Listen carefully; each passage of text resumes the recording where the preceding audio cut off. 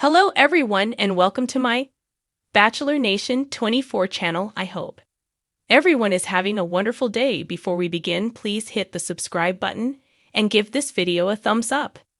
Todd and Julie Chrisley fight to get friends out of prison. Reality stars Todd and Julie Chrisley are fighting to get their friends out of prison now that they have been pardoned.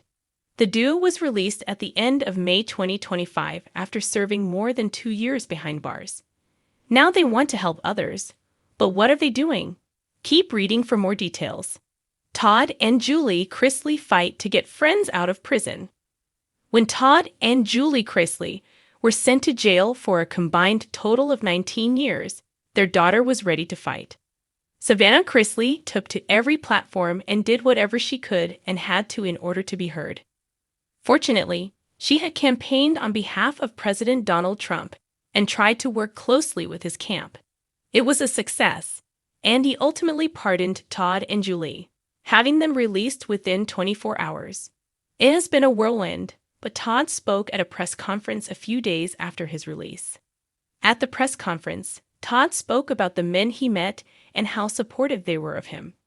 Furthermore, he wanted to help free them and be their voice. Now it seems that Julie is on board with this advocacy and freedom mission.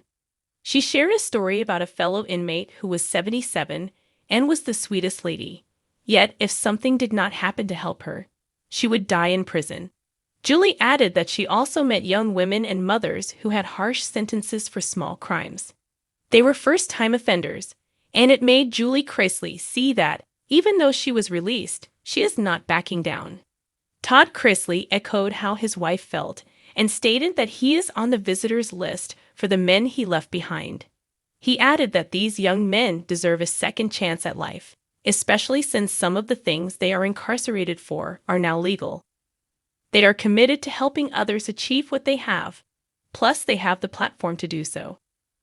Chrisley knows best fans are really happy for Todd and Julie Chrisley. They believe that they will be able to do incredible things and have learned from the experience. Many also agree that they will be proactive, and it does not hurt that everyone is watching them. They have to keep their promises because if they don't, it will be a major attack. That was the big hope, that they would not back down from fighting hard. Of course, some could not understand why Todd and Julie were free and felt they should serve more time. Additionally, they were unsure if they would hold up their end, but everyone will just have to wait and see. Inside the fluorescent-lit visitation room of FPC Pensacola, Todd Chrisley leaned over the white plastic table, eyes blazing with purpose. Across from him, Julie Chrisley nodded solemnly, her hands clenched tightly around a thick stack of legal paperwork. Though the walls around them were painted in institutional beige and guards occasionally glanced their way, nothing could dim the determination that burned between the once glamorous reality couple. This time, they weren't fighting for themselves. They were fighting for someone else. Two longtime friends, Nathan and Rosalind DeMarco, whom they believed had been wrongly incarcerated. "Julie, I read the transcript again last night," Todd said in a low, urgent tone.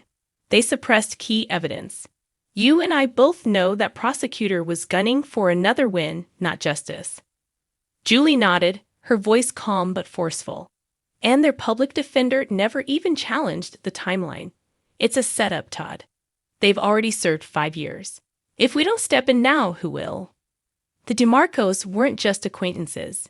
They were the kind of friends who brought casseroles when Todd's mother, Nanny Faye, had surgery. They prayed over the Chrisleys' legal troubles, showed up to court dates, and never once flinched when the headlines turned nasty. Now, the roles had reversed. After their own convictions for bank fraud and tax evasion, Todd and Julie had become accidental experts in federal prison politics, appeals, and systemic corruption. And while many would have withered under the weight of their own circumstances, the Chrisleys found a strange clarity behind bars. Isolation had stripped away their ego, leaving behind a fire for redemption and advocacy. "We have the attention of the Innocence Project," Julie whispered, passing a folded note beneath her Bible. "But they want something big. New evidence, a whistleblower. Something dramatic." Todd leaned back, his smile growing sly. So we give them dramatic. Outside world, baby, Savannah Chrisley had picked up the torch. With Todd and Julie imprisoned, she had stepped into a role she never imagined: legal crusader. In her Nashville condo, walls covered with corkboards, sticky notes, and red strings crisscrossing mugshots and documents, Savannah looked like a true crime podcaster meets courtroom detective. I'm telling y'all right now, she declared to her social media followers on a late-night livestream, "What happened to Nathan and Rosalind DeMarco is foul. You think what happened to my parents was bad? This is worse. No DNA, no motive, no justice." The DeMarcos had been arrested in 2019 for a white-collar crime scheme involving cryptocurrency theft, something Nathan barely understood. He was a computer repairman, not a hacker. Rosalind worked as a receptionist at a dental clinic. But they had once dated someone who was involved, and that tenuous connection sealed their fate. No jury wanted to hear a complicated tech story. They wanted villains.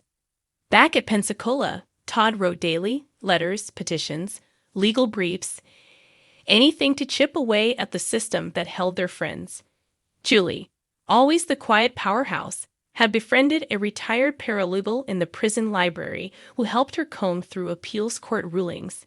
They studied case law like they once studied luxury catalogs. "I think I found something," Julie whispered one Sunday afternoon. "A ruling from the 11th Circuit. Similar case. Charges overturned due to improper jury instructions."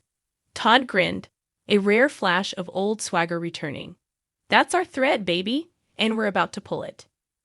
Their efforts finally gained traction when a former investigator, now riddled with guilt, reached out anonymously. Savannah received the tip through her podcast's burner email. A missing witness statement, never submitted to court, that could unravel everything. "This changes everything," Savannah told her production team. "We take this public. We blow it wide open." The next day, a bold headline graced every gossip and legal blog alike. "Chrisley's take on the DOJ. Are they fighting for the next wrongful conviction overturn?" Todd and Julie, through their legal counsel, released a statement from prison. "We have been given a second chance to understand what true injustice looks like, not in reality show scripts, but in real lives. The DeMarcos were left behind by a system that values wins over truth. We will not stand by." TLC declined to comment, but the buzz was impossible to ignore.